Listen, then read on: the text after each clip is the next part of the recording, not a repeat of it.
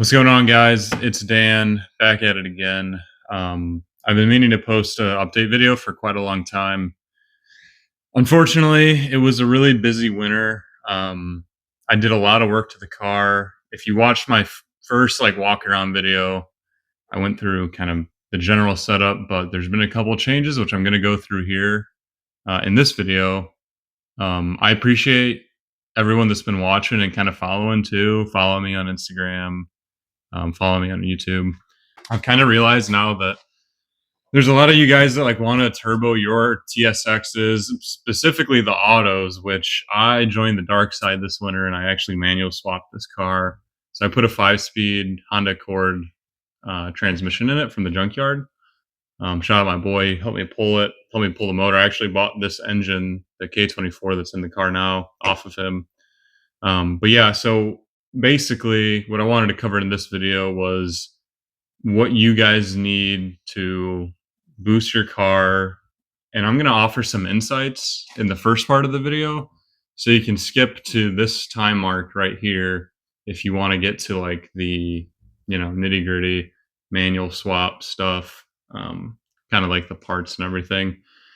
VTech Academy has a great video on the TSX manual swap. I wish they would finish it, but they go through how to make the bracket, what they do for the bracket. I think they actually sell the bracket now, which if you go to their website, I think you can find it now, or they sell the template at least. I actually made my own based on kind of just eyeballing it. But yeah, so I'll get right into it. So if you watch my last video, I went through the entire TSX setup with regards to the kit I had, the turbo wastegate, blow off valve, all that kind of stuff, injectors, stuff like that. And if you've been following me, you know that I've been through a couple engines. I still don't understand. I know why. I have assumptions, I guess, pretty good ones at that, as to why those engines let go. Part of it's due to the fuel system. I was running a returnless fuel system for the longest time, where I just had the feed line from the tank with an AEM 340 pump in the tank, which doesn't require any modifications. But then, on top of that, I also had a turbo wastegate that wasn't quite doing what it was supposed to do. It had a 7-pound spring in it, and I was hitting 12 pounds. So do the math on that, right? 12 psi a boost, 13, 14 psi, sometimes creeping, plus the wastegate not opening, which is why it's creeping, plus the returnless fuel system. I was basically at 99% duty cycle, which is super bad. And when I first got the car tuned, I should have been like, oh yeah, that's totally not good. I didn't realize that. I was told by my tuner at the time that I was at 99% duty cycle, but it seemed like it kind of, it didn't cause him to say you really shouldn't beat on this thing. He said, it made me feel when I got the car back that, he mentioned something was going on, but then at the end of the day, it wasn't really you shouldn't drive the car. For me, a novice, you lean on your tuner. In my head, you're kind of paying for, if you don't know, you'd rather pay the tuner, and you hope that that tuner is going to have your best interest at heart, which normally they do. And sometimes the message isn't relayed. And in my case, I think that I just didn't realize what was happening with the fuel system. So, kind of my own fault. I'll take credit for that. I'm not going to bash anyone. I'm not that type of person. That's the game, right? You live and you learn. So now with the new setup, right?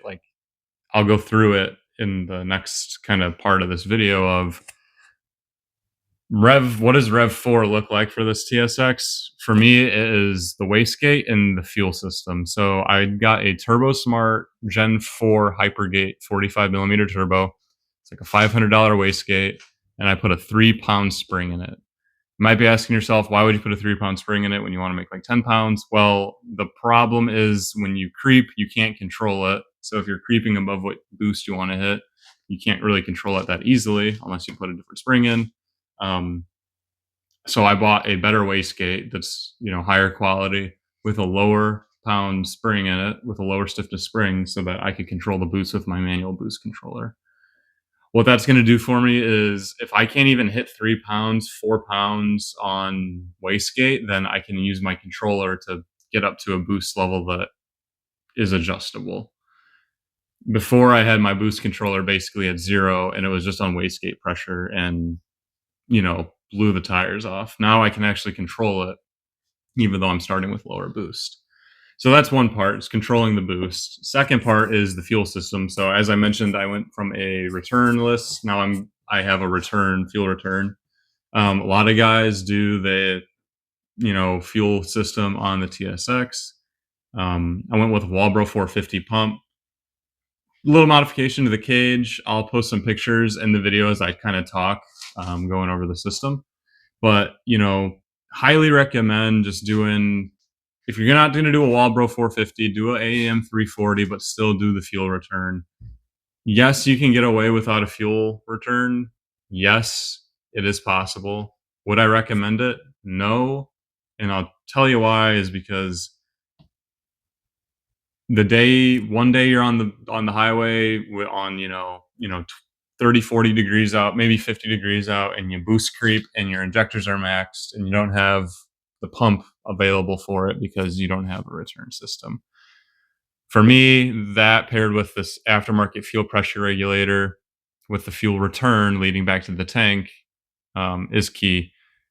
I ran an AN6 line from the bulkhead that I installed on the fuel cradle to the front of the car to the rail, and then I used the stock return and the old feed line, or stock feed and the old feed line for the return with a radium bolt, like direct mount fuel pressure regulator that's all vacuum assisted, and deleted the stock fuel pressure regulator. So now I have full control over my turbo, ideally, and I also have full control over my fuel system. Still have the same turbo. Obviously, it's manual swap, so I'll get into that in a second. But you know, these are like base things that I unfortunately learned my lesson the hard way with going through a couple different engines. Not to say it's not going to happen again. I'm not saying it's foolproof, but I'm giving myself the best shot at being successful, like running reliably for a long time. So with that, I'm going to go into kind of the manual swap stuff. So the manual swap I did was not typical. I think a few people have done it, but I got all of the parts from a TSX that was a part out manual besides the transmission. I only did that because the car's turboed. I could sit here and tell you like buying a 5-speed was because I'm turboed and it'll have longer gears and yada this, yada that. Honestly, it's cheaper. You can pick one of these up out of a junkyard if you find a Honda Accord that's a manual for 200, $300. Most of the TSX transmissions are going to 1,000 plus just because, 6-speed and everything. Cool part about the 5-speed though, a lot of people want the Accord case anyway because they're aluminum, so they're a little stronger and they're not quite as light, but they're stronger. And then you can put a 6-speed gear set into these transmissions. It's direct plug and play. Put a limited slip in it and everything. So my thought was if I do the manual swap with a 5-speed and can like verify everything's good with it, the master cylinder and like the pedals working as it should. The axles are good, like the car's happy, like with the computer and everything. Side note, if you are running Flash Pro and you do a manual swap, really easy. You can use all of the auto stuff and then just flash your car over to the manual version of the tune or whatever you have uploaded. It'll ignore all the automatic sensors. The only thing you need to do is extend the countershaft speed sensor and make sure you have your O2 sensor still there. But there's like 4 other automatic plugs that you don't need. If you have mechanical know-how, like it's not that bad. I think it's just understanding what needs to be done. To make it easy, I took the dash out. You could potentially do it without the dash out. I don't know that I would do that. It is a kind of a pain in the ass to take out, but yeah, so I'll go into the manual swap right now. That said, like the manual swap is pretty. I mean, I'm saying it's easy, but I understand that's very like intimidating. I also redid my engine bay, so I moved the fuse box and stuff. But the main thing is like you're gonna need the slave cylinder, which you can see here. You're gonna need a potentially like a new line, but the TSX actually has like all the mounts for the clutch master cylinder. So kind of see in there.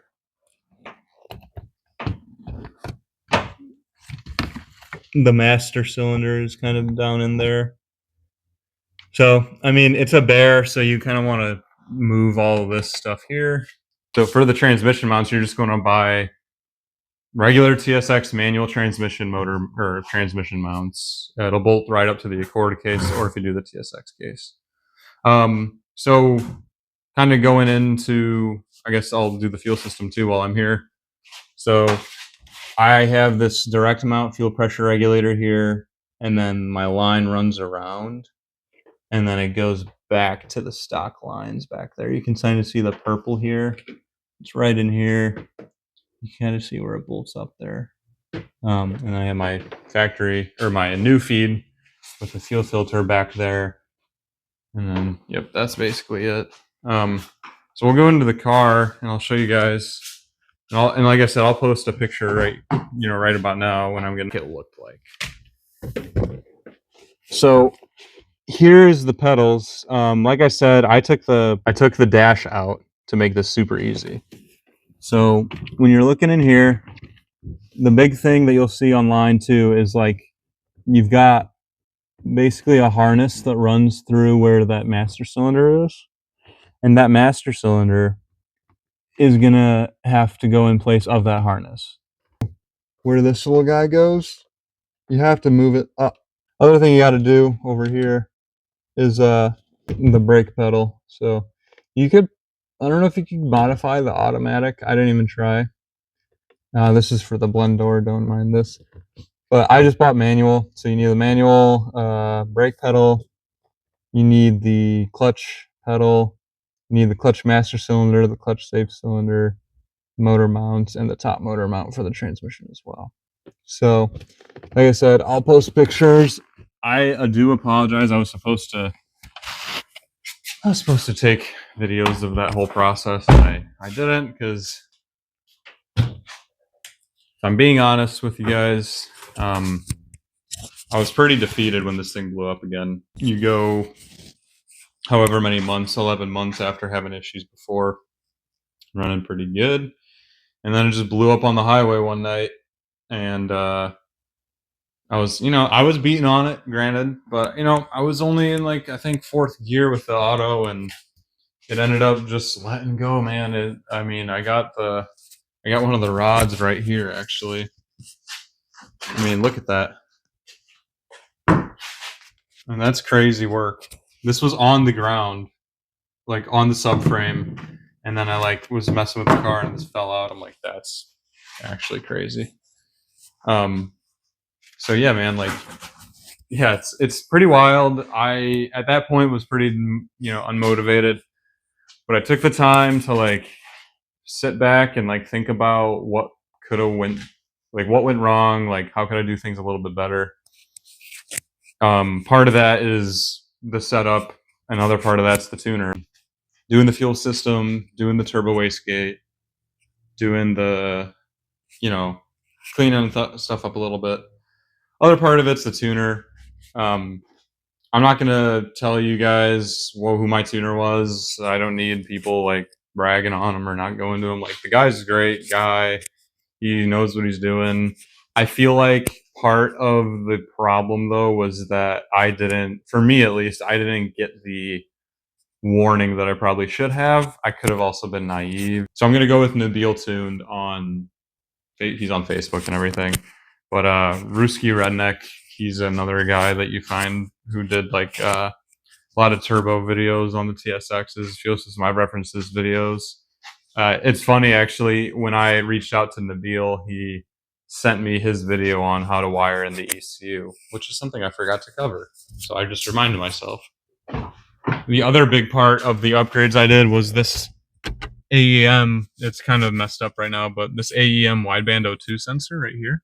So that is going to allow me to have the ECU wired in, or I'm sorry, the O2 sensor wired in.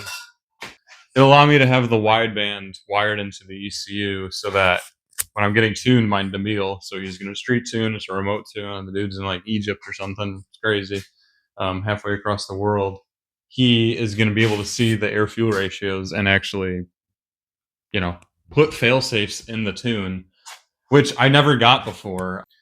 I mean, big plans in the future.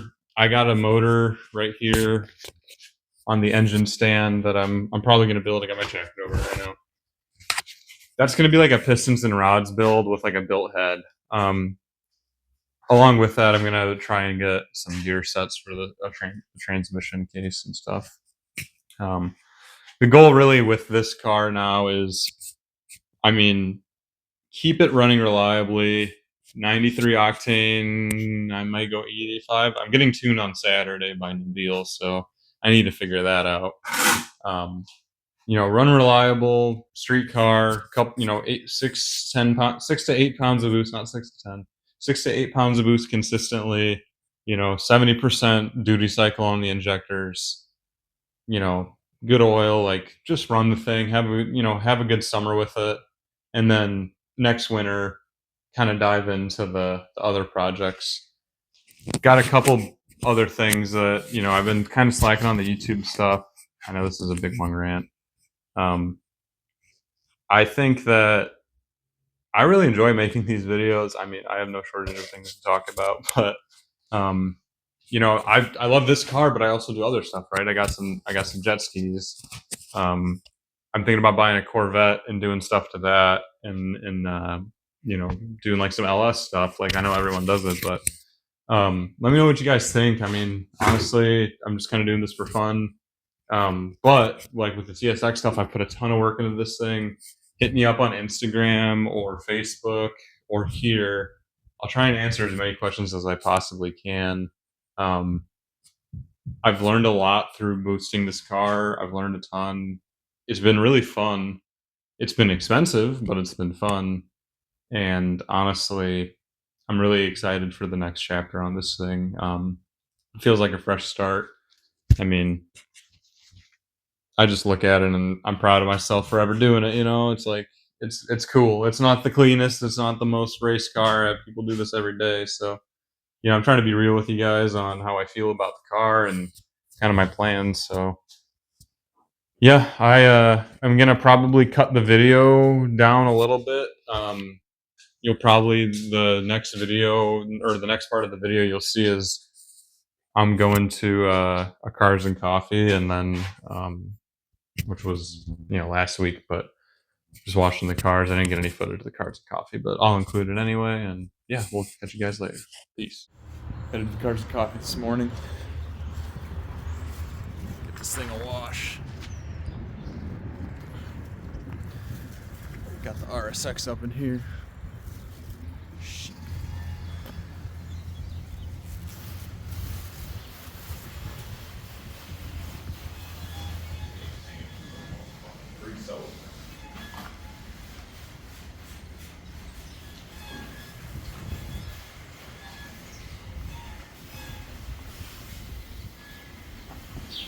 A fresh rust repair.